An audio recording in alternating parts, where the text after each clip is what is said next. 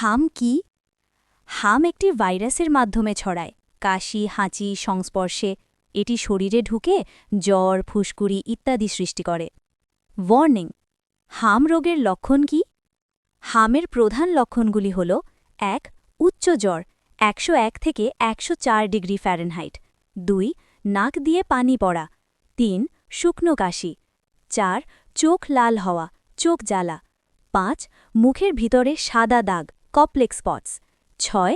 ৩ থেকে ৫ দিনের মধ্যে সারা শরীরে লাল ফুসকুড়ি। কারা বেশি ঝুঁকিতে? নিচের ব্যক্তিরা বেশি ঝুঁকিতে থাকে: ১.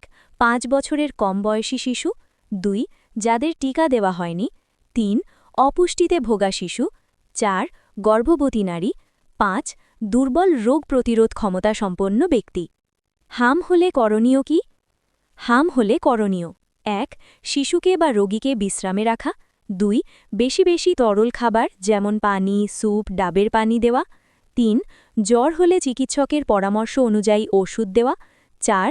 চোখ পরিষ্কার রাখা। ৫. অন্যদের থেকে আলাদা রাখা, সংক্রমণ রোধে। ৬.